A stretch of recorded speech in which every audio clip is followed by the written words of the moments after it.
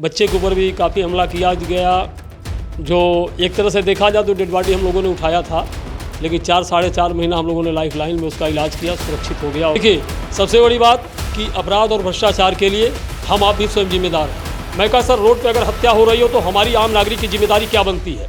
तो उन्होंने कहा उसको रोकना, पुलिस को बताना। तो मैंने कहा मैंने कौन सा गुनाह किया है? मैं उसको रोकने के लिए आपके पास आया हूँ।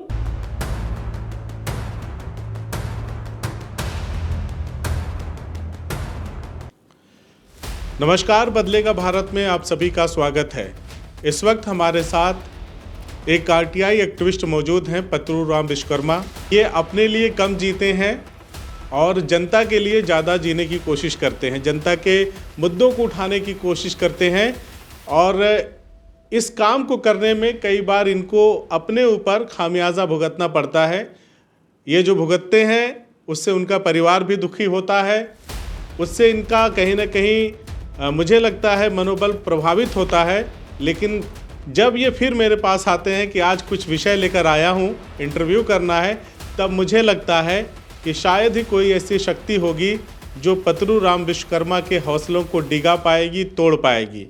इन्होंने राजकीय होम्योपैथिक मेडिकल कॉलेज आजमगढ़ में भ्रष्टाचार की जड़ों को कुरेदा, वहाँ पे भ्रष्टाचार को खोज निकाला, उस पर लड़ाई लड़ी और उसकी कहानी पूरे राज्य में देखने को मिल गई। यानी कि पूरे राज्य के होम्योपैथी मेडिकल कॉलेजों में जमकर घोटाला हुआ था।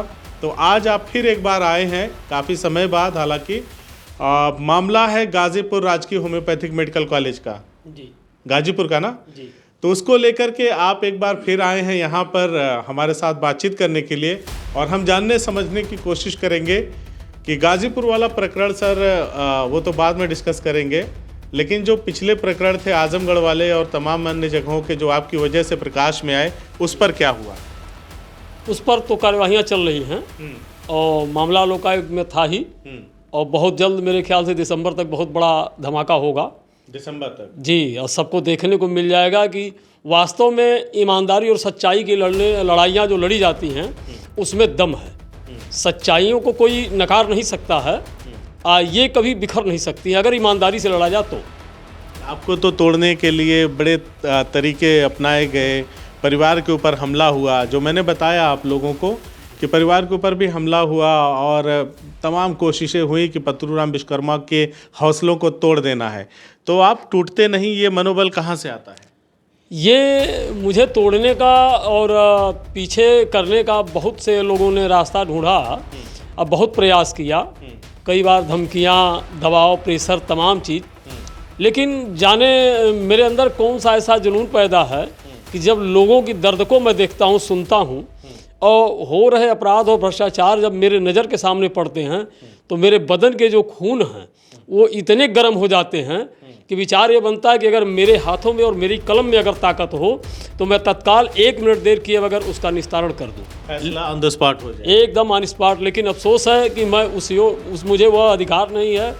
मैं केवल अपनी बात को शासन प्रशासन तक रख करके और लड़ाइयाँ लड़ करके प्रयास करता हूँ कि इसमें सफलता मिले और अपराध भ्रष्टाचार का समाप्ति हो, एक नए भारत का निर्माण हो। लोग जैसे हमारे देश में देख रहे हैं, हम कई राज्यों में विधायक जी, जनता जिसको चुन करके, मतलब है ना, देश का जो जनता है, लोग कहते हैं भगवान। भगवान किसी को विधायक चुनती है और वही पैसों के लिए जाके दूसरी पार्टियों में शामिल हो जाते हैं। पता नहीं क्या क्या चीज़ों का डर होता है। आपके बच्चे के ऊपर हमला कराया गया, हमें पता है, तो हम सीधे उस बिंदु पे आते हैं। बच्चे के ऊपर हमला कराया गया, तमाम तरह से आपको प्रलोभन देने की कोशिश की गई। तो पतरूराम विश्वकर्मा किस मिट्टी के बने, टूटते नहीं। मैं चाहूँगा बड़े ही संक्षेप में आप उस घटनाक्रम को हमारे दर्शकों को बता दें। दरअसल पर देखिए, मेरे यहाँ घटनाएं तो बहुत हुई और तमाम घटनाएं घटाई गई। बच्चे के ऊपर भी काफ़ी हमला किया गया, जो एक तरह से देखा जाए तो डेड बॉडी हम लोगों ने उठाया था, लेकिन 4-4.5 महीना हम लोगों ने लाइफ लाइन में उसका इलाज किया, सुरक्षित हो गया और आज शिक्षा भी उत्तराखंड में ग्रहण कर रहा है। देखिए, मैं सीधा सीधा ये कहूँगा कि मेरी जो जन्म देने वाली माँ है वह एक तरह की माँ नहीं, शेरनी कहा जाएगा। उसने मुझे जो अपना दूध पिलाया है, उसके दूध में वो दम है कि मुझे न कोई तोड़ सकता है, न कोई मुझे बिखेर सकता है, न मेरा कुछ बिगाड़ सकता है। बस इतने कहना चाहूँगा। अब सीधा मुद्दे पे आते हैं कि गाजीपुर का क्या प्रकरण है। अब तक तो आपने आजमगढ़ को गरमाए रखा था, आप कह रहे हैं दिसंबर में धमाका होगा, तो दिसंबर के पहले मतलब अगस्त के आखिर के दिनों में क्या हो गया, गाजीपुर में कौन सा तूफान ला रहे हैं? और गाजीपुर का मामला ये है कि 2018 में ही वहाँ संविदा में स्टोर अधीक्षक के पद की नियुक्ति निकाली गई थी। वहाँ ही नहीं बल्कि कई मेडिकल कॉलेजों में निकाली गई थी, जहाँ एक रंजीत कुमार सिंह हैं, पिता का नाम उनके अनिल सिंह, ग्राम दतौली, पोस्ट शहतवार, जनपद बलिया के रहने वाले हैं। इन महोदय को 14 वर्ष के किशोरावस्था में फैज़ाबाद में एक महाविद्यालय है, जय गणेश शिवसागर महिला स्नातकोत्तर महाविद्यालय, देवकाली फैज़ाबाद में स्थित है, जहाँ से इनको जो अनुभव प्रमाण पत्र मिला है उसमें दिखाया गया कि 1 जुलाई सन 2000 से 30 अक्टूबर 2017 तक वहाँ ये कार्यरत रहे हैं। सहायक स्टोर कीपर के पद पे नियुक्ति हुई सन 2000 में, 2007 तक सहायक स्टोर कीपर, उसके बाद 2007 से 2014 तक स्टोर कीपर के पद पर, और 2014 से 17 तक ये वरिष्ठ स्टोर कीपर के पद पर नियुक्ति दिखाया गया है। मामला यहाँ तक आ गया कि ये स्टोर कीपर के पद पर सन 2000 में हुए और वो इस समय हाई स्कूल पास किए थे। सन 2000 में इन्होंने हाई स्कूल की परीक्षा उत्तीर्ण किया, जिसमें इनके अंक पत्र में अंकित जन्मतिथि 6 अप्रैल 1986 है। तो 6 अप्रैल 1986 से सन 2000 में नियुक्ति देखा जाए तो इनकी उम्र 14 वर्ष होती है, जबकि 14 वर्ष के किशोर को कभी किसी भी विभाग में नौकरी नहीं दी जा सकती है। इतना नहीं, उस पद के लिए मैंने जो नेट से सर्च किया है गूगल पे, उसमें बताया गया कि इस पद के लिए कम से कम इंटर पास होना चाहिए, इंटर से लेकर ग्रेजुएशन तक। दूसरी चीज़, उम्र 21 वर्ष से 25 वर्ष की उम्र होना अनिवार्य है। कैसे उस विद्यालय में इनको नियुक्ति दी गई, बात इतना ही ख़त्म नहीं होती है।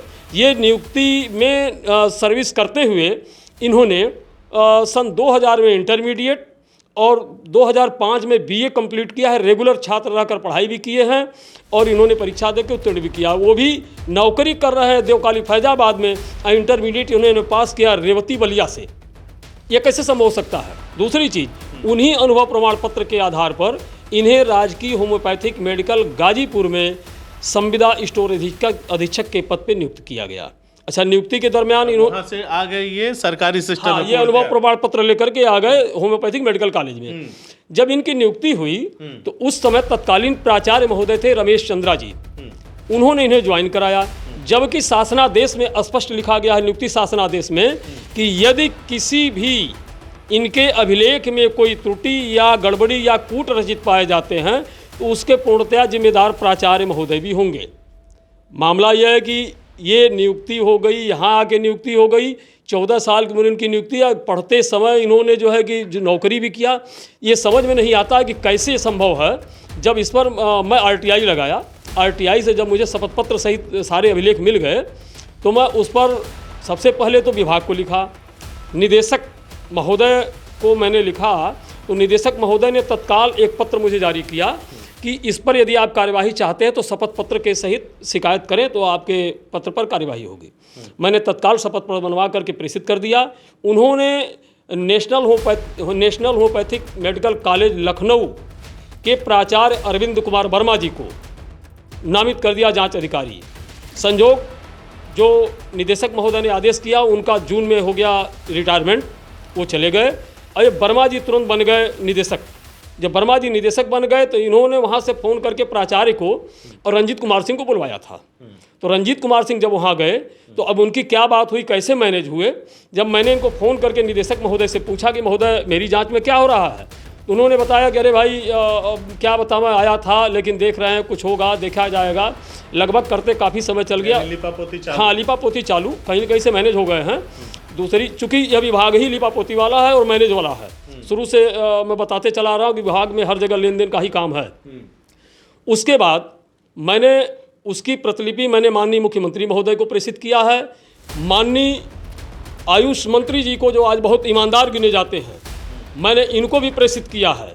साथ साथ मैंने अपर मुख्य सचिव प्रशांत त्रिवेदी आयुष के जो हैं उनको भी मैंने भेजा। यानी जितने भी जिम्मेदार अधिकारी हैं शासन और प्रशासन में, मंत्री तक से लगाए, आपने तमाम अधिकारियों को इस विषय में शिकायती पत्र भेजा है। जी, शिकायती पत्र भेज दिया। साथ में मैंने वर्तमान प्राचार्य गाजीपुर के शैलेश यादव जी को भेजा है। चलिए, मैं आपको बीच में रोक रहा हूँ, वो सारी चीज़ें हैं, आपने जो भी उसमें ज़रूरी था सारे काम आपने किए, सबको सूचनार्थ आपने प्रेषित कर दिया है। तो मुझे ये बताइए कि इसमें दोषी कौन है, सीधे तौर पे बताइए। आखिर 14 साल का बच्चा खुद से तो जाके ज्वाइन नहीं कर लेगा, कहीं नौकरी नहीं कर लेगा, ठीक है, उसको कराया गया होगा, ठीक है, उसने भी गलती करी, लेकिन सबसे बड़ा गलती तो उसका होगा जिसने उसे ज्वाइन कराया। जी, तमाम विसंगतियों के रहते हुए, तमाम मानकों की अनदेखी करते हुए जिसने ये कार्य कराया है, सबसे बड़ा दोषी तो वही है। देखिए, इसमें कई चीज़ें हैं। पहली बात कि जब आवेदन किया जाता है तो अब ऑनलाइन आवेदन होता है। ऑनलाइन आवेदन में सारे अभिलेख उसमें कॉपी भेजी जाती है। कॉपी भेजी गई, वहाँ किस तरीके से इनके अभिलेख के साथ संलग्न प्रपत्रों का किस तरह जांच हुआ, वहाँ भी बहुत बड़ी गलती है, या जानबूझ के गलती की गई है। उसके बाद डायरेक्टर महोदय ने जिन्होंने इनकी नियुक्ति किया है वो भी दोषी हैं। भाई, उनसे अभिलेख छिपाए गए हो या चाहे जानकारी में रहा हो, उसके बाद जब वहाँ से आ गए ज्वाइन करते हैं तो सबसे बड़ी गलती तो गाजीपुर में हो रही है, जो प्राचार्य ने ज्वाइन कराया है। दूसरी चीज़, मुझे यह बहुत खुले तौर से तो नहीं, लेकिन यह स्पष्ट कर देना चाहता हूँ कि जो ये अभिलेख इनके द्वारा प्रस्तुत किए गए हैं, जो अनुभव प्रमाण प्रस्तुत किए गए हैं, ये मुझे लगता है कूट रचित हैं। क्योंकि बिल्कुल मुझे कूट रचित लगता है, इसलिए लगता है कि कोई भी संस्था का प्राचार्य या प्रबंधक इतना बड़ा मूर्ख नहीं होगा कि वह 14 वर्ष की आयु में किशोर को नौकरी दे करके अपने गले में एक फंदा डालेगा। ऐसा संभव नहीं है। जबकि यही बात, मैं गाजीपुर गया था अभी 26 तारीख को, मैं वरिष्ठ पुलिस अधीक्षक महोदय से मिला, अपनी शिकायती पत्र दिया कि इनके विरुद्ध सुसंगत धाराओं में मुकदमा दर्ज कराया जाए, विधिक कार्यवाही किया जाए। उन्होंने एक बात रखा कि भाई अभिलेख के तो सत्यापन होते हैं। मैंने कहा कैसे सत्यापन माना जाए? महोदय, आप स्वयं देखें कि किसी भी व्यक्ति को आज तक मैंने या आपने नहीं सुना होगा कि 14 वर्ष की किशोरावस्था में नौकरी दे दी गई, साथ में वह इंटर और बीए पढ़ रहा हो, वो भी रेगुलर छात्र रह करके परीक्षा दिया हो, पास हुआ, उसी के आधार पर नौकरी कर रहा है। अगर माना जाए, एक तरफ से मैं मान लेता हूं कि जयगढ़ शिव सागर महिला स्नातकोत्तर महाविद्यालय दोकाली फैजाबाद से इनका अनुभव प्रमाण पत्र सही है, मान लेते सही है, तो इनकी इंटर और बीए की सर्टिफिकेट फर्जी है। इन्होंने किसी को बैठा करके परीक्षा दिलाया है। अब तो यही स्पष्ट है, ये चीज़ें हैं। हालांकि मैं 1 जुलाई को भी, क्या कहा उन्होंने फिर इसके बाद इस पर कार्रवाई करने को? उन्होंने बताया कि मैंने उनसे भी बताया कि 1 जुलाई को मैं आपके यहाँ एप्लीकेशन दे चुका हूँ, तब उस समय दूसरे एसपी साहब थे, उस पर जांच हुई। थाना कोतवाली से जो रिपोर्ट आई, मेरे जो लिखे गए हैं शिकायती पत्र में जो अंकित किए गए हैं, उनसे भिन्न रिपोर्ट भेजी कि मैंने बताया कि सर ये भिन्न रिपोर्ट आई और गलत रिपोर्ट आई है। क्योंकि रंजीत कुमार सिंह को वहाँ बुलाया गया था, स्कूल में गए थे, मेडिकल कॉलेज में, वहाँ से चाहे SHO या जो भी SI गए रहे हो जांच में, उन्होंने रंजीत कुमार को बुलाया था। प्रिंसिपल और रंजीत कुमार और वो जांच अधिकारी मिलकर के अपना क्या खीर पकाए हैं ये वही जानेंगे, लेकिन उन्होंने रिपोर्ट गलत भेजा। मैंने उनको बताया कि श्रीमान जी, इस पर तत्काल जांच होनी चाहिए और ये रिपोर्ट जो आख्या आई है वो फर्जी है, गलत है।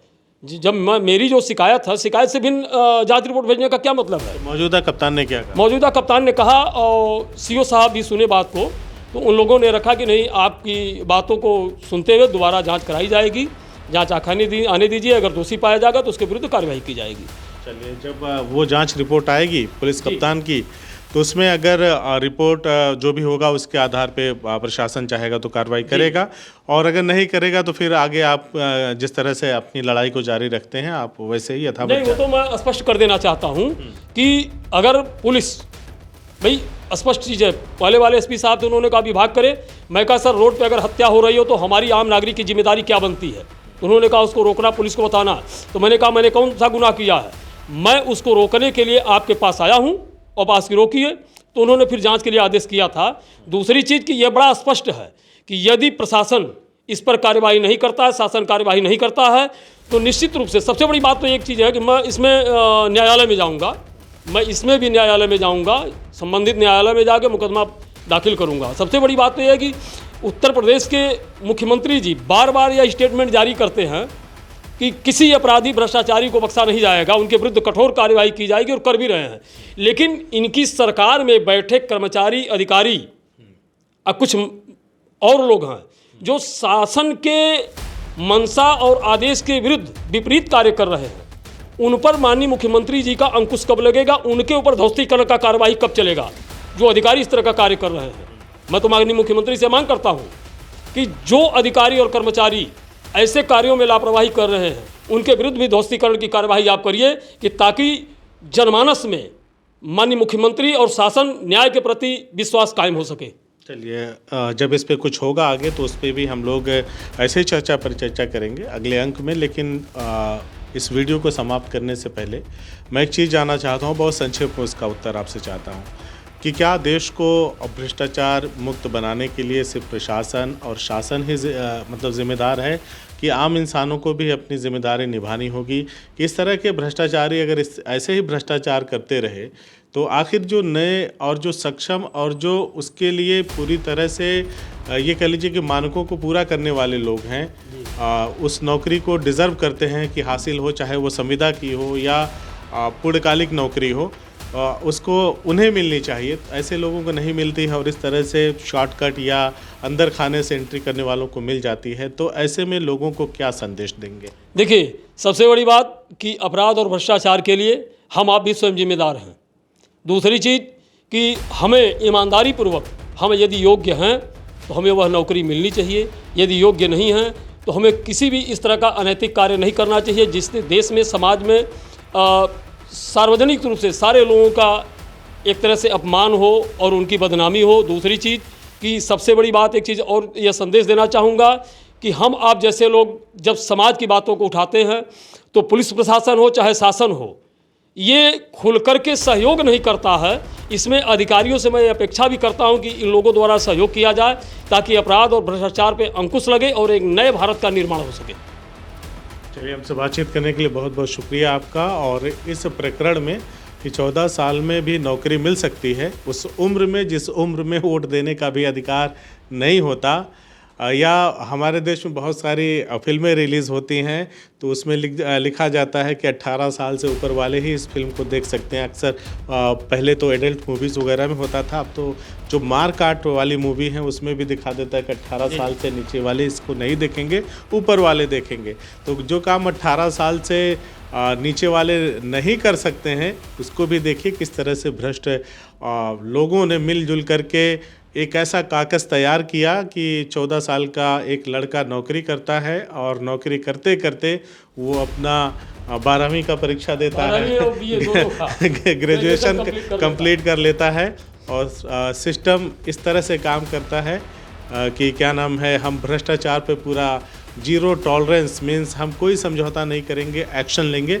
इन्होंने मुख्यमंत्री जी से भी सीधा सवाल पूछ लिया कि आखिर ऐसे भ्रष्टाचारियों के ऊपर कब आपकी कार्रवाई होगी, कब आपकी निगाह टेढ़ी होगी, क्योंकि जब कार्रवाई होगी महोदय तभी भ्रष्टाचारियों में डर व्याप्त होगा। इनका सीधे तौर पे कहना था कि आखिर ये कौन सा काम करने का तरीका है कि जो भ्रष्टाचार का तस्वीर दिखा करके बुलडोज करने की कार्रवाइयाँ होती हैं और वहीं इस तरह इतने बड़े बड़े मामलों को छोड़ दिया जाता है जिसमें मतलब पूरे सिस्टम के साथ धोखा, देश के योग्य युवाओं के साथ धोखा, तमाम लोगों के साथ धोखा किया जाता है। तो आखिर ये कब बंद होगा, ये बड़ा सवाल है। और इस बड़े सवाल के साथ साथ मैं आप दर्शकों से भी एक गुजारिश करना चाहूँगा कि आप जैसे लोग, आप देश में इकलौते आरटीआई एक्टिविस्ट नहीं हैं, आप जैसे लोग, मैंने कहा राजस्थान में एक आरटीआई एक्टिविस्ट के हाथ पैर तोड़ दिए गए, तो ये भी इसी समाज से, आखिर ये मसला जो इन्होंने उठाया है, गाज़ीपुर का 14 साल का एक बच्चे का नौकरी मिल जाना और तमाम भ्रष्टाचार की जो चीज़ें ये उठा रहे हैं, इससे इनका कोई व्यक्तिगत सरोकार नहीं है, व्यक्तिगत कोई हित नहीं है। ऐसा भी नहीं है कि इन्हें ज्वाइन करना है वहाँ पे या परिवार के किसी व्यक्ति को ज्वाइन कराना है तो ये ऐसा कर रहे हैं, ऐसा बिल्कुल नहीं है। तो ऐसे लोगों को जो समाज के लिए काम करते हैं, अगर उन्हें समाज की ज़रूरत पड़े, कोई डरा रहा है, कोई दबा रहा है, कोई धमका रहा है, तो समाज को भी ऐसे लोगों के साथ खड़ा होना चाहिए। आगे के अंक में हम और ढेर सारी बातें करेंगे आपसे जब मिलेंगे, क्योंकि इन्होंने कहा है कि फिर एक धमाका लेके जल्दी ही हाजिर होंगे। तो हमारी शुभकामनाएं आपके साथ हैं सर, आप ऐसे ही लड़ते रहें जनता के लिए, जनता के मुद्दों को उठाते रहें। बहुत बहुत धन्यवाद।